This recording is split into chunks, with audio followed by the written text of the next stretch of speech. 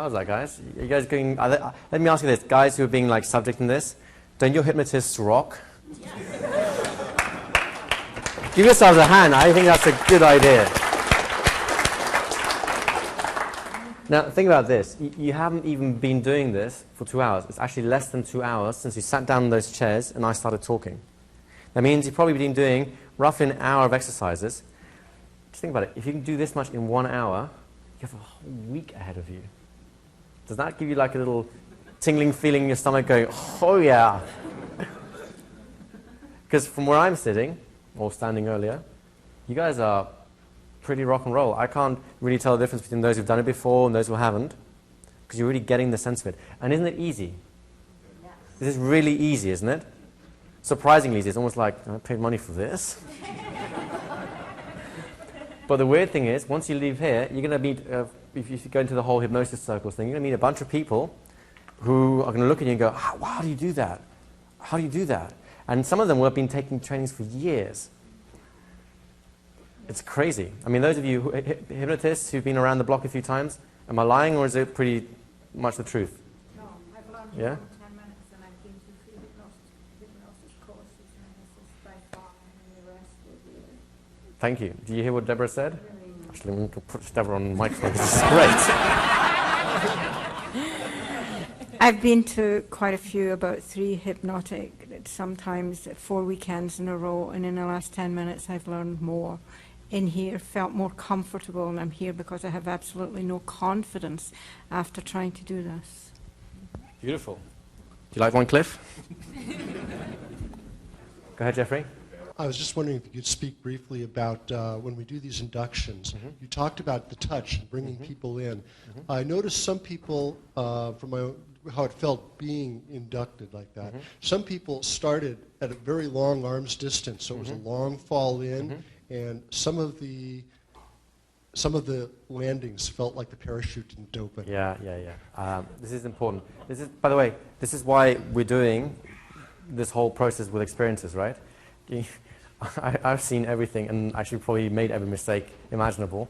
I've almost broken people's noses. I've had rings whilst doing the whole sleep thing, and it's like big mark. It's like, geez, I'm sorry. All right, so trust me, anything you can do, I can do better. And I'm talking about my mistakes here, all right?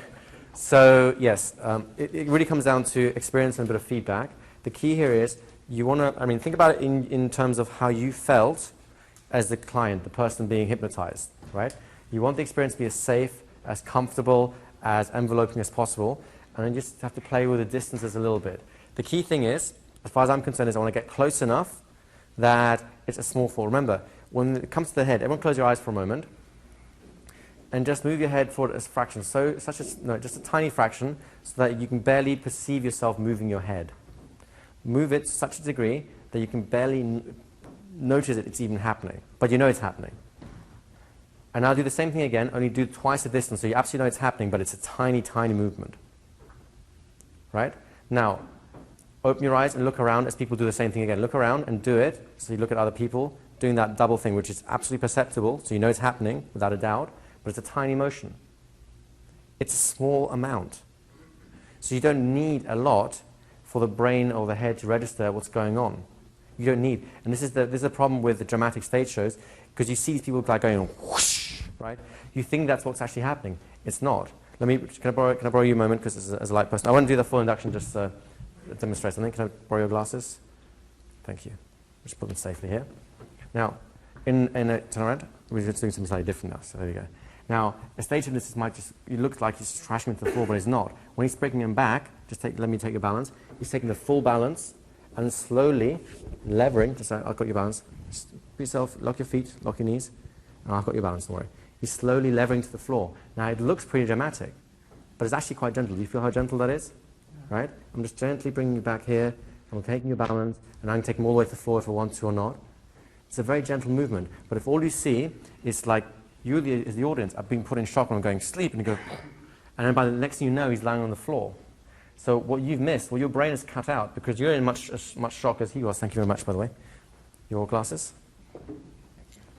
Because you as the audience are as much as shock as the person that's happening to. Your brain cuts out the bit where they get gently laid to the floor. You think that they fall like a tombstone. And of course, that's what people have as a representation and try to emulate. You don't need a lot. In fact, subtlety is better. Does that make sense, everyone? So get close. Get really close. I mean, you can do the same thing with chairs. Can I just have 2 chairs up here and a volunteer? Just have like a normal regular chair. Come on. Can I borrow that chair?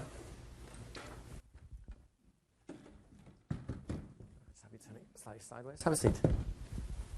Okay. So this is more what you might be doing like in a therapy clinic, right? So you're talking to someone, all the rest of it. Take a deep breath in, and then just sleep all the way down. That's right, all the way. That's good. Doing great. There you go. A little bit more. You're doing fantastic. You know what it means up here, do you not? That's right. That's right. That's it. And the moment I'm going to count from 1 to 3. Count to 3, you'll open your eyes, feeling refreshed, relaxed, alert. Simply fantastic. And all the positive suggestions you've heard today are going to be true for you, but only 10 times more powerful. So 1, coming up slowly. 2, taking a deep breath. 3, open your eyes, feeling refreshed, relaxed, alert. Simply fantastic. How do you feel? Good. Give a nice little round of applause. Now, was that anything less than gentle? Is it practical to do that Right. rather than on the shoulders? Can I just... Oh, sure, absolutely. No problem at all. I just like physical contact because it's just part of the whole mammalian nurturing instinct thing. It's true. It feels good. It's like you can give a hypnotic hug, and it's nice. Now, some people don't like personal contact, personal touch and invasion of personal space, and you respect that. That's fine. But you have choice. You absolutely have choice. The key thing I want to show here is, notice how that wasn't a wild, cowboy flinging people through windows hypnotic trance induction. But is it any different to anything you've done so far, really? You saw exactly the same step, done exactly the same way. So remember, in hypnosis, less is more. Now, if you've got a big guy who's kind of like, God, show me what you do, you might be more dramatic and do a little bit more, enthusiasm. But even then, physically speaking, the energy is in the emotion, in the tone of voice. It is not in the hand that slaps on the back of the head. It's not in the grip, the death grip that tries to strangle them on your shoulder. It's not in the distance that they fall, crushing their nose bone on your, shirt. Because if nothing else, if you're wearing white and it bleeds, it's bad. But does that make sense to you guys? Does that kind of answer your question? So this is something which, let's face it, you guys have only been doing this for an hour and a half or so. So you have to continue experimenting with this a bit and get a feel of, oh, this guy did this great. Oh, this was not so good. Just keep a sense of that in your own mind. And the more experiences you have, both as a hypnotist and as a subject, the more you get a sense of what you're trying to achieve. Go ahead. Sorry, I've seen another induction very similar to what you're doing, where with your right hand you go to shake the person's hand. We'll be doing that in a moment. Okay. Hey, no, I'm glad you're asking, because that's exactly what we're doing. And we're also, if we have time, going to go to the more NLP Bandler style handshake thing, which is fun. Just why? Because hey, today is a bonus day, right? Today's the day you get to have fun and to do all the things you've always been curious about, but no one will teach you. So why not, right? Any other questions or comments in general? Go ahead. Question, and I might be getting ahead of things with this question, but I'm first an observation. I'm noticing a similarity between what we've been doing and what I experienced many years ago when I was doing a lot of martial arts involving throws and things like that, where a teacher of mine explained it as when you're doing it right, it's like pulling a weed. If you pull too hard, it rips and doesn't come out by the roots. If you don't pull hard enough, the same thing happens. Exactly. But if you're very aware and feeling the weed as you pull it, you can get it to come out by the roots. Yes. And it's a very similar feeling, both in what I used to do and with this. And I had an epiphany, and I wonder if this is actually true and if this is where it's going, that you're starting with this physical, obvious aspect of this because it's easy to see and it's easy to feel. And the epiphany I had, which I never realized before, is the conversational, purely verbal stuff. It's exactly the same, except you're not touching somebody. Yes. Okay. That's exactly right. The nuances, the subtleties that you're learning here is the bit that makes the difference between someone who who's like a slimy car salesman, like, yeah, what, you just verbally assaulted with candy, sugar-coated language. And the person you go, oh my God, you know, whatever you said, just say it again because I like it, right? It's kind of like a felt sense, it's kind of a thing you get. You're doing with words what right now you're learning to do physically. That's why we want to take the words away, so you get a sense of, can you feel where the person's at? Can you feel the tension in their back? Can you feel the relaxation as it builds in? Can you feel the weight as they come forward? Basically, they're trusting you with their whole balance, with the whole body. Now, that, psychologically speaking, is a huge thing. For someone to trust you with their balance, that means they trust you full stop. It takes a lot of effort to go that extra step. So if they're trusting you with their balance, they're trusting you with their mind. It's kind of like a linked phenomenon. It's not 100%, but it's a really close correlation that goes on. So if you can do that physically, if you can get that connection and you can see when it happens, I can do it, it's weird, right? This is what's going to happen. You do this a lot because you need to get that physical sense of sensing where they're at and feeling the signals as their body relaxes, etc. And after a while, what you'll notice is you'll look at someone and you'll know what it feels like to touch their shoulder. You look at someone and you'll know how mentally the same thing is happening as if you were actually physically touching them. It's bizarre. And then the next step is, this is something I learned when I was doing the master classes, purely by accident because of the medium demanded it of me, then you get to hear it in their voice. It's weird, right? I didn't even expect it to happen. I just had to do it because I couldn't see people over the live call. But after a while, you literally, in my mind, I kind of hallucinate the person. I didn't know what they looked like, but I hallucinate them. And just based on the way they're breathing or what they're just saying on the tonality or something, I go, oh, that's where he's at, so encourage this a bit more or get a little bit less of that. And that's where you get verbal subtlety. Because all the words do, the words are instructions to the same things you just did physically.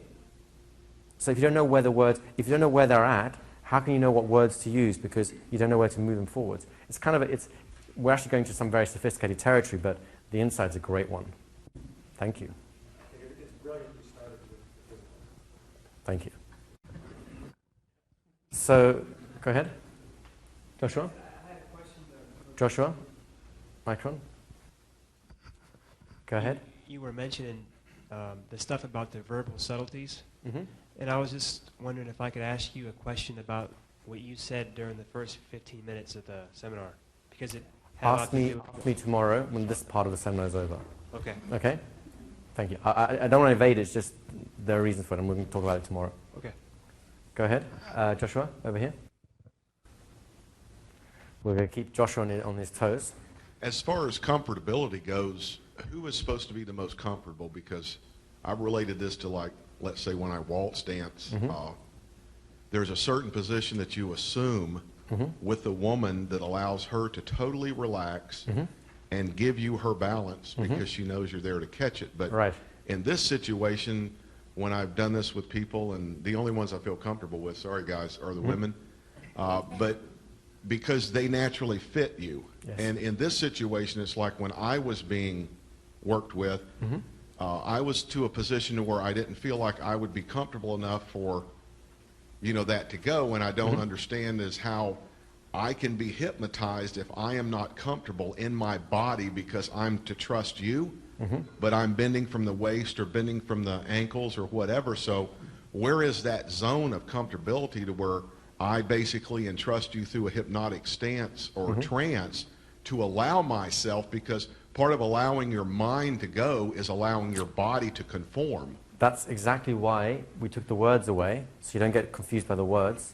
It's a question of feeling where the other person's at, getting the distancing right, and all the non-verbal bits that says basically, you can trust me, you're safe, you'll be okay, right?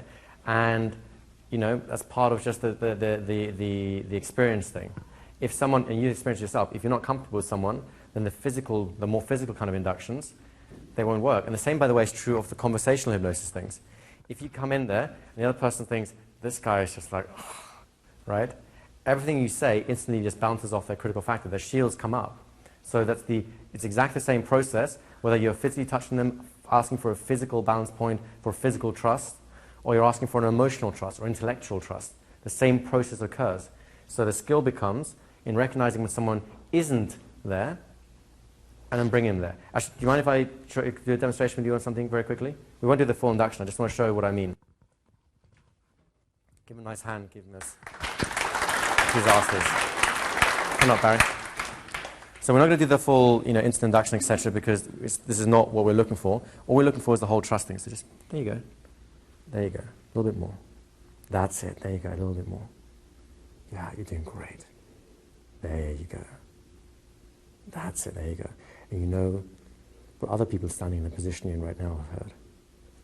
And now it's all true for you. Just there you go. Just absorb that. Doing great. And I'm going to count from 1 to 3. The count of 3, you can open your eyes when you're refreshed, relaxed, alert.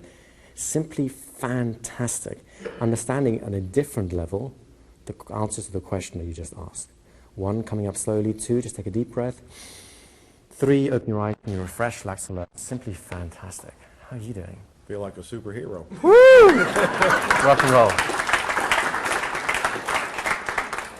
Does that answer your question? Yes. Great. Does that, by the way, answer everyone else the same question that you heard asked? Yes? Go ahead. Joshua? Somebody else has other questions. We have more than one mic, so if you want to go, just hold your hand up. So I was noticing that when a person was, what I was doing is feeling where they were relaxing and then moving that, taking charge of them. That's exactly right. And I seemed to get a much better response because the rest of their body went. That's exactly right. Did everyone else get a sense of that as well, where you kind of get a sense where they're at, where they're relaxing, and you encourage that? As a result, you get a better quality of relaxation, better quality of trust, better quality of the whole experience all around. Yeah, and it's like I took charge when I would take charge. Exactly. Well, this is what this language is supposed to do, is taking charge of their experience. Now, all you're doing is you're taking charge of the experience in a more, shall we say, less verbal level, but it's the same thing. Hypnosis is a focusing of attention. Where attention goes, energy flows. You're taking their psychological energy and you're placing it on things that are going to encourage the hypnotic trance and later on, of course, whatever stimulation of the unconscious you're designing for them. But it's all about attention. Now, if you're in charge of that attention, great. If you're not, then you're not a hypnotist. You're not hypnotizing. You're hoping, praying, pleading, but it's not hypnosis. So, great insight. Go ahead. Testing. Yeah. Given the incredible rapport that's created through hypnosis and especially through touch, given the litigious society that we happen to live in, where the medical profession has female nurses standing by. Yes. As hypnotherapists, how do we protect ourselves?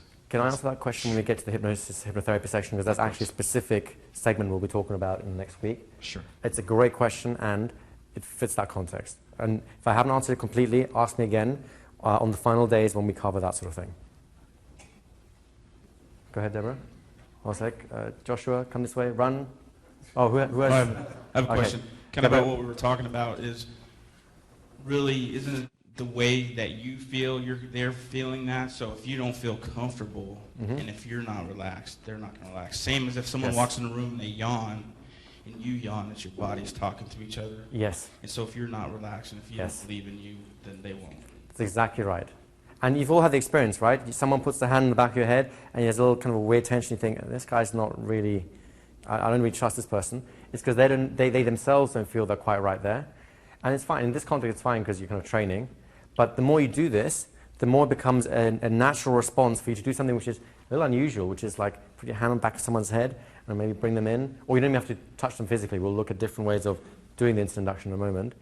But the more you do it yourself, the more it becomes part of your behavior pattern, the more natural it becomes. It gets to the point where you end up doing it by accident, you don't realize you've done it, and you go, oh, I should have been nervous about that because it's a complete stranger, but I wasn't. Because your body feels comfortable with the movements because you've done it so many times. Does that make sense to you guys? So here's why I encourage you to do these a lot. How long do they take? 30 seconds, right? So you can do one a piece per minute. How many minutes in an hour? How many hours in a day? Right? Do you think you could do like 100 inductions just today?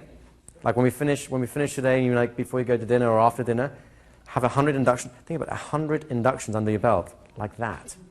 Do you think you might get some confidence out of that? I mean, just a suggestion. I'm only a hypnotist.